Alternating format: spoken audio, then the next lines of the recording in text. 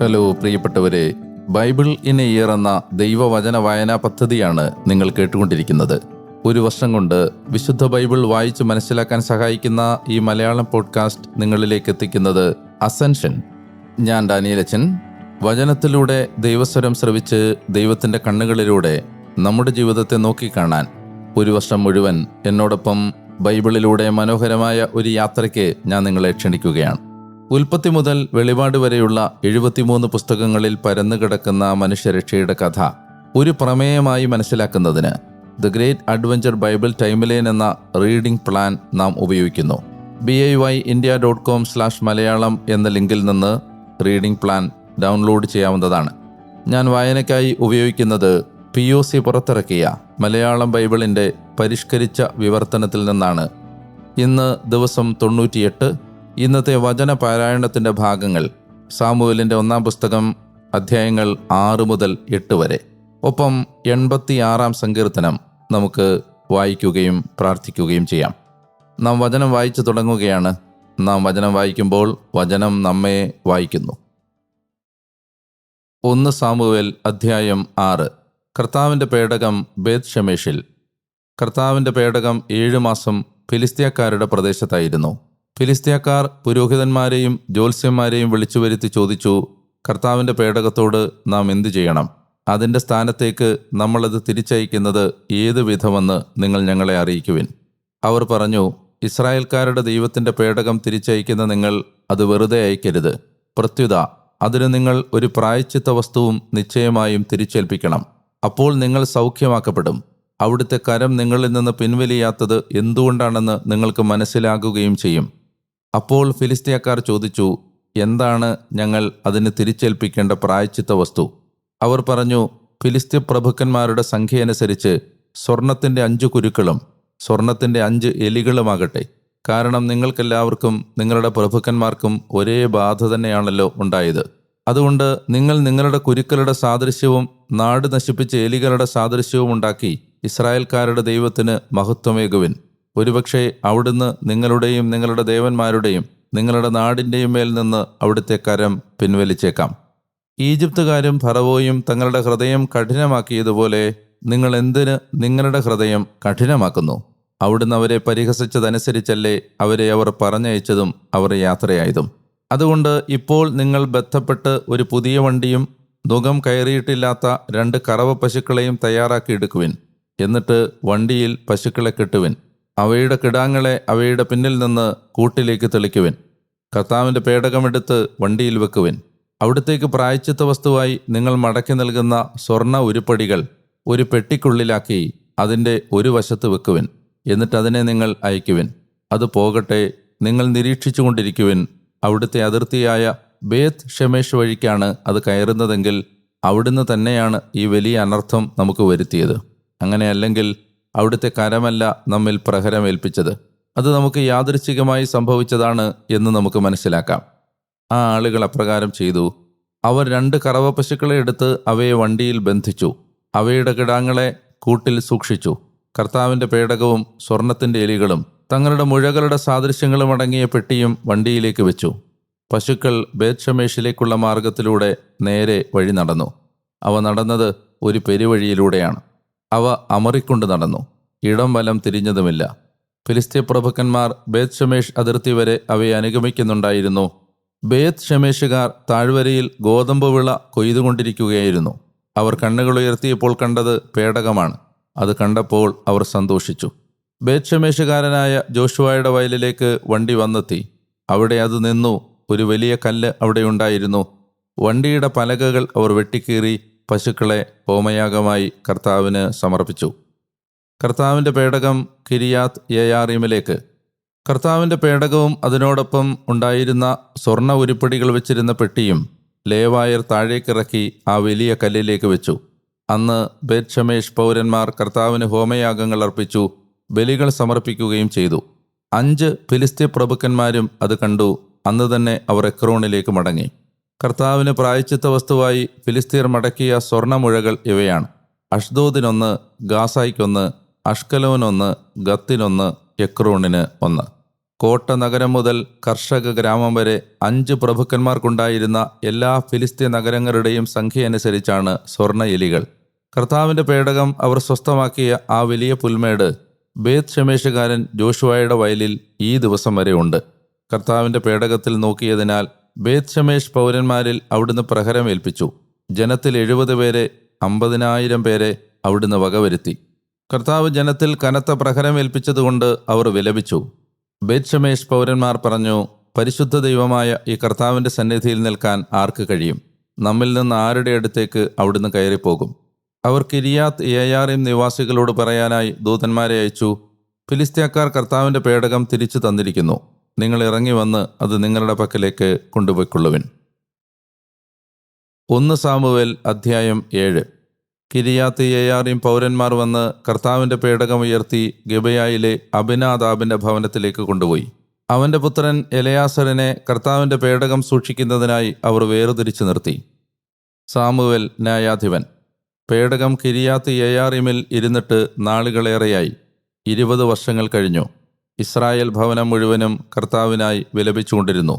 അപ്പോൾ Samuel Israel ഭവനം മുഴുവനോടുമായി ഇപ്രകാരം പറഞ്ഞു, പൂർണ്ണ ഹൃദയത്തോടെ നിങ്ങൾ കർത്താവിങ്കിലേക്ക് തിരിയുന്നെങ്കിൽ അന്യദേവന്മാരെയും അഷ്താറോത്തുകളെയും നിങ്ങളുടെ ഇടയിൽ നിന്ന് ബഹിഷ്കരിക്കുവിൻ.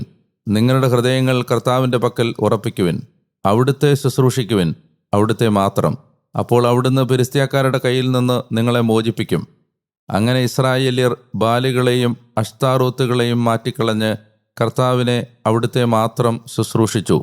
സാമുവേൽ പറഞ്ഞു, ഇസ്രായേൽ മുഴുവനെയും മിസ്പായിലേക്ക് ഒരുമിച്ച് കൂട്ടുവിൻ. ഞാൻ നിങ്ങൾക്ക് വേണ്ടി കർത്താവിനോട് പ്രാർത്ഥിക്കാം. അവർ മിസ്പായിലേക്ക് ഒരുമിച്ചുകൂടി. അവർ വെള്ളം കോരി കർത്താവിൻ്റെ സന്നിധിയിൽ ഒഴിച്ചു. ആ ദിവസം അവർ ഉപവസിച്ചു. ഞങ്ങൾ കർത്താവിനോട് പാപം ചെയ്തുപോയി എന്ന് അവർ അവിടെ വെച്ചേറ്റു പറഞ്ഞു. മിസ്പായിൽ സാമുവേൽ ഇസ്രായേല്യരെ ന്യായപാലനം ചെയ്തു. ഇസ്രായേല്യർ മിസ്പായിലേക്ക് ഒരുമിച്ച് കൂടിയിട്ടുണ്ടെന്ന് ഫിലിസ്ത്യ പ്രഭുക്കന്മാർ കേട്ടു. അവർ ഇസ്രായേൽക്കാരുടെ പക്കലേക്ക് കയറി ചെന്നു. ഇത് കേട്ടപ്പോൾ ഫിലിസ്ത്യർ നിമിത്തം ഇസ്രായേല്യർ ഭയപ്പെട്ടു. ഇസ്രായേല്യർ സാമുവേലിനോട് പറഞ്ഞു, നമ്മുടെ ദൈവമായ കർത്താവ് ഫിലിസ്ത്യകരത്തിൽ നിന്ന് ഞങ്ങളെ രക്ഷിക്കേണ്ടതിന് ഞങ്ങൾക്ക് വേണ്ടി അവിടുത്തെ പക്കൽ യാചിക്കുന്നതിൽ നിന്ന് നിശബ്ദനാകരുതേ. സാമുവേൽ മുലകുടിയുള്ള ഒരു കുഞ്ഞാടിനെ എടുത്ത് കർത്താവിന് സമ്പൂർണ്ണ ഹോമയാഗമായി അതിനെ അർപ്പിച്ചു. സാമുവേൽ ഇസ്രായേലിന് വേണ്ടി കർത്താവിൻ്റെ പക്കൽ യാചിച്ചു. കർത്താവ് അവന് ഉത്തരമരളി. സാമുവേൽ ഹോമയാഗം അർപ്പിച്ചുകൊണ്ടിരിക്കവേ ഫിലിസ്ത്യക്കാർ ഇസ്രായേൽക്കാർക്കെതിരായി യുദ്ധത്തിനായി അടുത്തുകൊണ്ടിരുന്നു. ആ ദിവസം ഫിലിസ്ത്യക്കാർക്ക് മേൽ വലിയ ശബ്ദത്തിൽ ഇടിമുഴക്കി കർത്താവ് അവരെ സംഭ്രാന്തരാക്കി. അവർ ഇസ്രായേൽക്കാരുടെ മുമ്പിൽ ചിതറിക്കപ്പെട്ടു. ഇസ്രായേൽ പൗരന്മാർ മിസ്പായിൽ നിന്ന് പുറപ്പെട്ട് ഫിലിസ്ത്യക്കാരെ ബത്കാറിന് താഴെ വരെ പിന്തുടർന്ന് അവരെ പ്രഹരിച്ചു. അനന്തരം സാമുവേൽ ഒരു കല്ലെടുത്ത് മിസ്പായ്ക്കും ഷേനിനും ഇടയ്ക്ക് സ്ഥാപിച്ചു. അവനതിനെ എബനേസർ എന്ന് വിളിച്ചു. അവൻ പറഞ്ഞു, ഇവിടം വരെ കർത്താവ് നമ്മെ സഹായിച്ചു. അങ്ങനെ ഫിലിസ്ത്യക്കാർ കീഴടങ്ങി. പിന്നീട് ഒരിക്കലും അവർ ഇസ്രായേൽ പ്രദേശത്ത് പ്രവേശിച്ചില്ല. സാമുവേലിൻ്റെ കാലമത്രയും കർത്താവിൻ്റെ കരം ഫിലിസ്ത്യക്കാർക്കെതിരെ ഉണ്ടായിരുന്നു. ഫിലിസ്ത്യക്കാർ ഇസ്രായേൽക്കാരിൽ നിന്ന് പിടിച്ചെടുത്തിരുന്ന എക്രോൺ മുതൽ ഗത്ത് വരെയുള്ള പട്ടണങ്ങൾ ഇസ്രായേൽക്കാർക്ക് തിരികെ കിട്ടി. അവയുടെ അതിർത്തി മുഴുവൻ ഇസ്രായേൽക്കാർ ഫിലിസ്ത്യക്കാരുടെ കയ്യിൽ നിന്ന് മോചിപ്പിച്ചു. ഇസ്രായേൽക്കാരും അമോരികളും തമ്മിൽ സമാധാനമുണ്ടായി. സാമുവേൽ തൻ്റെ ജീവിതകാലം അത്രയും ഇസ്രായേലിനെ ന്യായവിധി ചെയ്തു. ഓരോ വർഷവും അവൻ യാത്ര ചെയ്ത് ബേഥേലും ഗിൽഗാലും മിസ്പായും ചുറ്റിയപ്പോഴെല്ലാം അവൻ ഇസ്രായേലിനെ, അതായത് ഈ സ്ഥലങ്ങളെയെല്ലാം ന്യായപാലനം ചെയ്തിരുന്നു. അനന്തരം അവൻ റാമായിലേക്ക് മടങ്ങിപ്പോയി. കാരണം അവൻ്റെ വീട് അവിടെയായിരുന്നു. അവിടെ അവൻ ഇസ്രായേൽക്കാരെ ന്യായപാലനം ചെയ്തു. അവിടെ കർത്താവിന് ഒരു ബലിപീഠം നിർമ്മിക്കുകയും ചെയ്തു. 1 സാമുവേൽ അധ്യായം 8. രാജാവിനു വേണ്ടി മുറവിളി. സാമുവേൽ വൃദ്ധനായപ്പോൾ തൻ്റെ പുത്രന്മാരെ ഇസ്രായേലിന് ന്യായാധിപന്മാരായി നിയമിച്ചു. അവൻ്റെ ആദിജാതൻ്റെ പേര് ജോയേൽ, രണ്ടാമൻ്റെ പേര് അബിയ. അവർ ബെർഷേബായിൽ ന്യായാധിപന്മാരായിരുന്നു. പക്ഷേ അവൻ്റെ പുത്രന്മാർ അവൻ്റെ മാർഗത്തിൽ ചരിച്ചില്ല. അവർ അന്യായ സമ്പാദ്യത്തിൻ്റെ പിന്നാലെ നീങ്ങി. അവർ കൈക്കൂലി വാങ്ങുകയും ന്യായം വളച്ചൊടിക്കുകയും ചെയ്തിരുന്നു. ഇസ്രായേൽ ശ്രേഷ്ഠന്മാരെല്ലാവരും ഒരുമിച്ചുകൂടി അവർ റാമായിലേക്ക് സാമുവേലിൻ്റെ പക്കലേക്ക് ചെന്നു. അവർ അവനോട് പറഞ്ഞു, ഇതാ അങ്ങ് വൃദ്ധനായി. അങ്ങയുടെ പുത്രന്മാരാകട്ടെ അങ്ങയുടെ മാർഗങ്ങളിൽ ചരിക്കുന്നുമില്ല. അതുകൊണ്ട് ഇപ്പോൾ എല്ലാ ജനതകളെയും പോലെ ഞങ്ങളെ ന്യായം വിധിക്കാനായി ഞങ്ങൾക്കും ഒരു രാജാവിനെ നിയമിച്ചാലും. ഞങ്ങളെ വിധിക്കാൻ ഞങ്ങൾക്കൊരു രാജാവിനെ തരിക എന്ന് അവർ പറഞ്ഞപ്പോൾ സാമുവേലിൻ്റെ ദൃഷ്ടികളിൽ അക്കാര്യം തിന്മയായിരുന്നു. സാമുവേൽ കർത്താവിനോട് പ്രാർത്ഥിച്ചു. കർത്താവ് സാമുവേലിനോട് പറഞ്ഞു, ജനത്തിൻ്റെ സ്വരം അവർ നിന്നോട് പറഞ്ഞതുപോലെയെല്ലാം നീ അനുസരിക്കുക. എന്തെന്നാൽ നിന്നെയല്ല അവർ തിരസ്കരിച്ചിരിക്കുന്നത്, മറിച്ച് എന്നെയാണ് തങ്ങളുടെ മേൽ രാജാവായിരിക്കുന്നതിൽ നിന്ന് അവർ തിരസ്കരിച്ചിരിക്കുന്നത്. ഞാൻ അവരെ ഈജിപ്തിൽ നിന്ന് കൊണ്ടുവന്ന ദിവസം മുതൽ ഇന്നുവരെ അവർ എന്നെ ഉപേക്ഷിക്കുകയും അന്യദേവന്മാരെ സേവിക്കുകയും ചെയ്തു. അങ്ങനെ അവർ എന്നോട് ചെയ്ത പ്രവൃത്തികളെല്ലാം പോലെ തന്നെയാണ് അവർ നിന്നോടും ചെയ്യുന്നത്. അതുകൊണ്ട് ഇപ്പോൾ അവരുടെ സ്വരം അനുസരിക്കുക. എന്നാൽ അവരുടെ മേൽ ഭരണം നടത്തുന്ന രാജാവിൻ്റെ നടപടിക്രമം അവരോട് വിവരിച്ച് അവർക്ക് കർശനമായി താക്കീത് നൽകണം. തന്നോട് ഒരു രാജാവിനെ ആവശ്യപ്പെട്ട ജനത്തോട് കർത്താവിൻ്റെ വചനങ്ങളെല്ലാം സാമുവേൽ പ്രഖ്യാപിച്ചു. അവൻ പറഞ്ഞു, നിങ്ങളുടെ മേൽ ഭരണം നടത്തുന്ന രാജാവിൻ്റെ നടപടിക്രമം ഇതായിരിക്കും. അവൻ നിങ്ങളുടെ പുത്രന്മാരെ തനിക്കായി മാറ്റി നിർത്തി തൻ്റെ രഥത്തിനും കുതിരകൾക്കും വേണ്ടി നിയോഗിക്കും. അവൻ്റെ രഥത്തിനു മുമ്പിൽ അവർ ഓടേണ്ടി വരും. അവനായി സഹസ്രാധിപന്മാരും അർദ്ധശതാധിപന്മാരുമായി നിയമിക്കപ്പെടാനും അവൻ്റെ ഉഴവുചാൽ കീറാനും വിള കൊയ്യാനും അവൻ്റെ യുദ്ധോപകരണങ്ങളും രഥോപകരണങ്ങളും നിർമ്മിക്കാനുമുള്ളവരായിരിക്കും അവർ. നിങ്ങളുടെ പുത്രിമാരെ അവൻ സുഗന്ധതൈലക്കാരികളും പാചകക്കാരികളും അപ്പക്കാരികളുമായി എടുക്കും. നിങ്ങളുടെ നല്ല വയലുകളും മുന്തിരിത്തോട്ടങ്ങളും ഒലിവുതോട്ടങ്ങളും എടുത്ത് അവൻ തൻ്റെ സേവകർക്ക് നൽകും. അവൻ നിങ്ങളുടെ വിത്തുകളുടെയും മുന്തിരിത്തോട്ടങ്ങളുടെയും ദശാംശം ഈടാക്കി തൻ്റെ ഷണ്ഡന്മാർക്കും സേവകർക്കും നൽകും. നിങ്ങളുടെ ദാസന്മാരെയും പരിചാരികകളെയും നല്ല യുവാക്കളെയും കഴുതകളെയും അവൻ എടുത്ത് തൻ്റെ ജോലിക്കായി ഏർപ്പെടുത്തും. അവൻ നിങ്ങളുടെ ആട്ടിൻപറ്റത്തെ ദശാംശവിധേയമാക്കും. നിങ്ങൾ അവൻ അടിമകളായിത്തീരും. നിങ്ങൾക്കായി നിങ്ങൾ തിരഞ്ഞെടുക്കുന്ന നിങ്ങളുടെ രാജാവ് നിമിത്തം അന്ന് നിങ്ങൾ നിലവിളിക്കും. എന്നാൽ കർത്താവ് അന്ന് നിങ്ങൾക്ക് ഉത്തരം നൽകുകയില്ല. പക്ഷേ സാമുവേലിൻ്റെ സ്വരം അനുസരിക്കാൻ ജനം വിസമ്മതിച്ചു. അവർ പറഞ്ഞു, ഇല്ല, എന്തായാലും ഞങ്ങളുടെ മേൽ ഒരു രാജാവുണ്ടായിരിക്കണം. എല്ലാ ജനതകളെയും പോലെ ഞങ്ങൾക്കും ആകണം. ഞങ്ങളുടെ രാജാവ് ഞങ്ങളെ ന്യായപാലനം ചെയ്യണം. ഞങ്ങൾക്ക് മുമ്പേ പുറപ്പെടണം. ഞങ്ങളുടെ യുദ്ധങ്ങൾ പൊരുതണം. ജനത്തിൻ്റെ വാക്കുകളെല്ലാം സാമുവേൽ കേട്ടു. അവൻ അവ കർത്താവിൻ്റെ ചെവികളിൽ ഉണർത്തിച്ചു. കർത്താവ് സാമുവേലിനോട് പറഞ്ഞു, അവരുടെ സ്വരമനുസരിച്ച് നീ അവർക്കായി ഒരു രാജാവിനെ വാഴിക്കുക. ഇസ്രായേൽ പൗരന്മാരോട് സാമുവേൽ പറഞ്ഞു, നിങ്ങൾ ഓരോരുത്തരും അവനവൻ്റെ പട്ടണത്തിലേക്ക് പോകുവിൻ. സങ്കീർത്തനങ്ങൾ 86. നിസ്സഹായൻ്റെ യാചന. ദാവീദിൻ്റെ പ്രാർത്ഥന. കർത്താവേ, ചെവി ചായിച്ചെനിക്ക് ഉത്തരമരുളണമേ. എന്തെന്നാൽ ഞാൻ അഗതിയും ദരിദ്രനുമാണ്. ഞാൻ ഭക്തനാകയാൽ എൻ്റെ ജീവൻ കാക്കണമേ. അങ്ങിൽ ആശ്രയിക്കുന്നവനാകയാൽ അങ്ങയുടെ ദാസനെ രക്ഷിക്കണമേ. അങ്ങാണെൻ്റെ ദൈവം. നാഥ, എന്നിൽ കനിയണമേ. എന്തെന്നാൽ ദിവസം മുഴുവൻ ഞാൻ അങ്ങയെ വിളിച്ചപേക്ഷിക്കുന്നു. അങ്ങയുടെ ദാസൻ്റെ ആത്മാവിനെ സന്തോഷിപ്പിക്കണമേ. നാഥ, അങ്ങയുടെ പക്കലേക്കാണല്ലോ ഞാൻ എൻ്റെ ആത്മാവിനെ ഉയർത്തുന്നത്. കർത്താവെ, അങ്ങ് തീർച്ചയായും നല്ലവനും ക്ഷമാശീലനും അങ്ങയെ വിളിച്ചപേക്ഷിക്കുന്നവർക്കെല്ലാം കരുണാധീശനുമാണ്. കർത്താവെ, എൻ്റെ പ്രാർത്ഥന ശ്രവിക്കണമേ. എൻ്റെ യാചനകളുടെ സ്വരം ശ്രദ്ധിക്കണമേ. എൻ്റെ അനർത്ഥകാലത്ത് ഞാൻ അങ്ങയെ വിളിക്കുന്നു. അങ്ങെനിക്ക് തീർച്ചയായും ഉത്തരമരുളും. നാഥ, ദേവന്മാരുടെ ഇടയിൽ അങ്ങയെപ്പോലെ ആരുമില്ല. അങ്ങേ പ്രവൃത്തികൾക്ക് സമാനം ഒന്നുമില്ല. നാഥ, അങ്ങ് സൃഷ്ടിച്ച എല്ലാ ജനതകളും വന്ന് അങ്ങയുടെ മുമ്പിൽ കുമ്പിടും. അവർ അങ്ങയുടെ നാമത്തിന് മഹത്വമേകും. എന്തെന്നാൽ അങ്ങ് വലിയവനും വിസ്മയകാര്യങ്ങൾ ചെയ്യുന്നവനുമാണ്. അങ്ങ് മാത്രമാണ് ദൈവം. കർത്താവെ, അങ്ങയുടെ വഴി എന്നെ പഠിപ്പിക്കണമേ. അങ്ങയുടെ സത്യത്തിൽ ഞാൻ സഞ്ചരിക്കട്ടെ. അങ്ങയുടെ നാമം ഭയപ്പെടാൻ എൻ്റെ ഹൃദയം ഏകാഗ്രമാക്കണമേ. എൻ്റെ ദൈവമായ നാഥ, എൻ്റെ പൂർണ്ണ ഹൃദയത്തോടെ ഞാൻ അങ്ങയെ ഏറ്റുപറയും. എന്നേക്കും അങ്ങയുടെ നാമം ഞാൻ മഹത്വപ്പെടുത്തും. എന്തെന്നാൽ എൻ്റെ മേലുള്ള അങ്ങയുടെ കാരുണ്യം വലുതാണ്. അഗാധ പാതാളത്തിൽ നിന്ന് അങ്ങ് എൻ്റെ ജീവൻ മോചിപ്പിച്ചു. ദൈവമേ, അഹങ്കാരികൾ എനിക്കെതിരെ എഴുന്നേൽക്കുന്നു. ക്രൂരന്മാരുടെ ഒരു സംഘം എൻ്റെ ജീവൻ തേടുന്നു.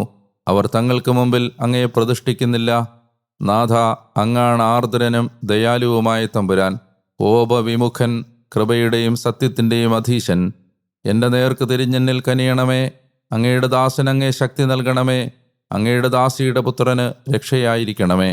എൻ്റെ അടുത്ത് നന്മയ്ക്കായി ഒരടയാളം പ്രവർത്തിക്കണമേ.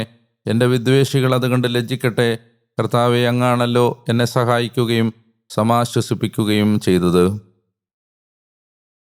ഈശോയിൽ ഏറ്റവും പ്രിയപ്പെട്ട സഹോദരി സഹോദരന്മാരെ, 98-ാമത്തെ ദിവസത്തിലേക്ക് വചനവായനയെ കൃപയോടെ എത്തിക്കുന്ന സർവശക്തനായ ദൈവത്തിൻ്റെ അനന്തമായ കാരുണ്യത്തിന് നന്ദി പറഞ്ഞുകൊണ്ട് ഇന്നത്തെ വചന വിചാരങ്ങളിലേക്ക് കടക്കുകയാണ്. ദേശം കീഴടക്കലും ന്യായാധിപന്മാരും എന്ന നമ്മുടെ ബൈബിൾ പഠന കാലഘട്ടം ഇന്നത്തെ വായനയോടുകൂടി അവസാനിക്കുകയാണ്. ഇനി അടുത്ത ഘട്ടം രാജകീയ കാലഘട്ടമാണ്. അത് ഇസ്രായേലിൻ്റെ ആദ്യത്തെ രാജാവായ സാവൂളിൻ്റെ ചരിത്രം മുതൽ ആരംഭിക്കും. ഇന്ന് വായിച്ച ഭാഗത്തു നിന്ന് ഫിലിസ്ത്യരുടെ ദേശത്ത് വാഗ്ദാന പേടകം എത്തിച്ചേർന്നതിന് ശേഷം അവിടെ അനർത്ഥങ്ങൾ പെരുകുന്നതും അവർ പ്രായശ്ചിത്ത പ്രവൃത്തികളോടുകൂടി വാഗ്ദാന പേടകത്തെ തിരികെ അയക്കുന്നതും അത് ഇസ്രായേലിലേക്ക് മടങ്ങിയെത്തുന്നതും നമ്മൾ വായിച്ചു. വാഗ്ദാന പേടകം ദേശത്ത് മടങ്ങിയെത്തി കഴിയുമ്പോൾ സാമുവേലിൻ്റെ നേതൃത്വത്തിൽ മിസ്പായിൽ ജനം ഒരുമിച്ച് കൂടുകയും അവിടെ വെച്ച് അവർ അനുതപിച്ച് ദൈവത്തിലേക്ക് മടങ്ങി വരികയും ചെയ്യുന്നു.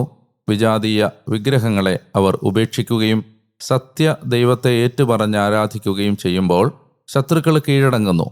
ഫിലിസ്ത്യർ അവർ പിടിച്ചെടുത്ത ദേശങ്ങൾ തിരിച്ചു കൊടുക്കുകയും വാഗ്ദാന പേടകം സഞ്ചരിച്ച വഴികളെല്ലാം ഇസ്രായേലിൻ്റേതായി മാറുകയും ചെയ്യുന്നു. പശ്ചാത്തപിച്ച് ദൈവത്തിലേക്ക് മടങ്ങി വരുമ്പോൾ നഷ്ടപ്പെട്ടതെല്ലാം തിരിച്ച് കിട്ടുന്ന അനേകം അനുഭവങ്ങൾ നമുക്ക് ബൈബിളിൽ കാണാൻ കഴിയും. ജോയേൽ പ്രവാചകന്റെ പുസ്തകം 2-ാം അധ്യായത്തിൽ വിട്ടിലും വെട്ടുക്കിളിയും പച്ചക്കുതിരയും കമ്പിളിപ്പുഴുവും തിന്ന് നശിപ്പിച്ച നിന്റെ സംവത്സരത്തിലെ വിളവുകൾ ഞാൻ നിനക്ക് തിരിച്ചു തരും എന്ന ദൈവത്തിൻ്റെ വചനം നമുക്ക് ഓർമ്മിക്കാം. പ്രായശ്ചിത്തവും പശ്ചാത്താപവും അനുതാപവും നമുക്ക് മടക്കിത്തരുന്നത്, അത് പുനഃസ്ഥാപിക്കുന്നത് നമ്മുടെ ഐശ്വര്യങ്ങളാണ്. പാപങ്ങൾ മറച്ചു വെക്കുമ്പോൾ ഐശ്വര്യമുണ്ടാവുകയില്ല. അവ ഏറ്റുപറഞ്ഞുപേക്ഷിക്കുന്നവന് കരുണ ലഭിക്കും എന്ന വചനം ഓർമ്മപ്പെടുത്തുന്നത് പോലെ സമൃദ്ധിയും സൗഭാഗ്യങ്ങളുമാണ് അനുതാപത്തിലൂടെ നമുക്ക് തിരികെ ലഭിക്കുന്നത്.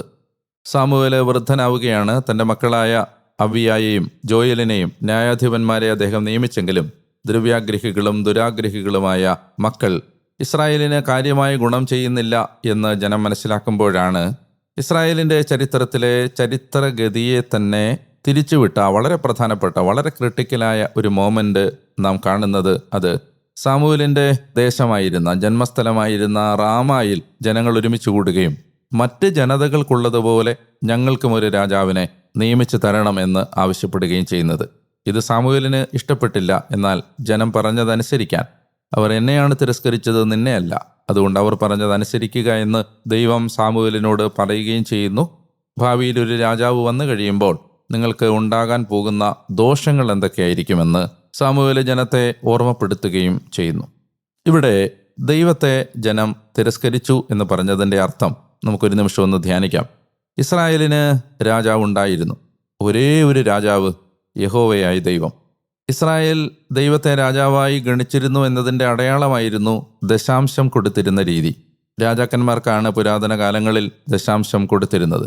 എന്നാൽ യഥാർത്ഥ രാജാവായ രാജാധിരാജനായ യഹോവയെ തിരസ്കരിച്ചിട്ട് മറ്റ് ജനതകൾക്കുള്ള പോലെ ഒരു മനുഷ്യ രാജാവിനെ വേണമെന്ന് അവർ ആവശ്യപ്പെട്ടതാണ് ദൈവത്തിൻ്റെ മുമ്പിൽ പ്രകോപന വിഷയമായി മാറുന്നത്. ഭാവി രാജാക്കന്മാർ അവരുടെ മേൽ കെട്ടിയേൽപ്പിക്കാൻ പോകുന്ന നുകങ്ങളെയും ഭാരങ്ങളെയും കുറിച്ച് അവരെ ദൈവം ബോധ്യപ്പെടുത്തിയെങ്കിലും ഇസ്രായേൽ വഴങ്ങാതെ വരുമ്പോൾ ഒരു രാജ പരമ്പരയുടെ ചരിത്രം ഇസ്രായേലിൽ ആരംഭിക്കാൻ ദൈവം അനുവാദം കൊടുക്കുന്നു. നമുക്കറിയാം, ഈ രാജപരമ്പരയാണ് ഒടുവിൽ നിത്യനായ രാജാവായ ക്രിസ്തുവിലേക്ക് എത്തി നിൽക്കുന്നത്. അങ്ങനെ രാജവാഴ്ച ഇസ്രായേലിൽ ആരംഭിക്കുന്നു എന്ന് പറയുമ്പോൾ നിത്യനായ രാജാവായ യേശുവിനെ തേടിയുള്ള നമ്മുടെ യാത്രയും ആരംഭിക്കുന്നു, അല്ലെങ്കിൽ അത് ഒരു നിർണായകമായ പുതിയ ഘട്ടത്തിലേക്ക് പ്രവേശിക്കുന്നു എന്നുകൂടിയാണ് അതിൻ്റെ അർത്ഥം. നിങ്ങളുടെ ഈ ദിവസത്തെ ദൈവം പ്രത്യേകം അനുഗ്രഹിക്കട്ടെ എന്ന് ഞാൻ പ്രാർത്ഥിക്കുന്നു. ഇന്ന് നിങ്ങൾ ഈ വചനം ധ്യാനിക്കുമ്പോൾ 1000 തവണ ഹൃദയത്തിൽ ആവർത്തിക്കണം: ദൈവമേ, അങ്ങാണ് എൻ്റെ രാജാവ്, അങ്ങ് മാത്രമാണ് എൻ്റെ രാജാവ്, അങ്ങ് എൻ്റെ രാജാവായി വാഴണമേ, അങ്ങൻ്റെ ജീവിതത്തെ ഭരിക്കണമേ, അങ്ങൻ്റെ ജീവിതത്തെ നിയന്ത്രിക്കണമേ. നല്ല കർത്താവേ, അങ്ങയുടെ കാരുണ്യത്തിന് ഞങ്ങൾ അങ്ങേക്ക് നന്ദി പറയുന്നു, അങ്ങയുടെ സ്നേഹത്തിന് ഞങ്ങൾ അങ്ങേക്ക് നന്ദി പറയുന്നു. നല്ല കർത്താവേ, അങ്ങയുടെ കാരുണ്യത്തിനും കരുതലിനും നന്ദി പറഞ്ഞുകൊണ്ട് മഹത്തായ അങ്ങയുടെ സ്നേഹത്തെ ഞങ്ങൾ ആദരിക്കുകയും ആരാധിക്കുകയും ഏറ്റുപറയുകയും ചെയ്യുന്നു. കർത്താവായ ദൈവമേ, ഈ ദിവസങ്ങളിൽ വചനം വായിച്ച് മുന്നോട്ട് പോകാൻ അങ്ങ് കാണിച്ച ആ കാരുണ്യത്തിന് ഞങ്ങൾ അങ്ങേ സ്തുതിക്കുന്നു. കൂടുതൽ കൃപയോടെ ജീവിക്കാൻ ഞങ്ങളെ സഹായിക്കണമേ. കർത്താവ്, ഈ വാക്കുകൾ കേട്ടുകൊണ്ടിരിക്കുന്ന ഈ മകനെയും മകളെയും പ്രത്യേകമായി അവിടുന്ന് ഇപ്പോൾ സ്പർശിക്കുകയും അനുഗ്രഹിക്കുകയും ആശീർവദിക്കുകയും ചെയ്യണമേ. കർത്താവായ യേശുവിൻ്റെ നാമത്തിൽ ആമേൻ. സംഖ്യ 6:24 മുതലുള്ള പുരോഹിതൻ്റെ ആശീർവാദം ഞാൻ പ്രാർത്ഥിക്കുന്നു. കർത്താവ് നിന്നെ അനുഗ്രഹിക്കുകയും പരിപാലിക്കുകയും ചെയ്യട്ടെ. കർത്താവ് തൻ്റെ മുഖം നിന്റെ നേർക്ക് പ്രകാശിപ്പിക്കുകയും നിന്നിൽ കനിയുകയും ചെയ്യട്ടെ. കർത്താവ് തൻ്റെ മുഖം നിന്റെ നേരെ ഉയർത്തുകയും നിനക്ക് സമാധാനം നൽകുകയും ചെയ്യട്ടെ. പ്രിയപ്പെട്ടവരെ, നിങ്ങളെ കേട്ടുകൊണ്ടിരിക്കുന്ന പോഡ്കാസ്റ്റ് സബ്സ്ക്രൈബ് ചെയ്താൽ മുടക്കമില്ലാതെ നിങ്ങൾക്ക് ഈ വചനവായനയിൽ പങ്കെടുക്കാൻ കഴിയും. നാളെ വീണ്ടും ഈ വചനസ്വരത്തിലൂടെ നിങ്ങളുടെ അടുത്തേക്ക് എത്തും വരെ നിങ്ങൾ അറിയുക, ഞാൻ നിങ്ങൾക്ക് വേണ്ടി പ്രാർത്ഥിച്ചുകൊണ്ടേയിരിക്കുന്നു. അതുവരെ സ്നേഹിക്കാം, പ്രാർത്ഥിക്കാം, ഈശോയെ പങ്കുവെക്കാം. ഒരു നല്ല ദിവസം നേർന്നുകൊണ്ട് പീസ്.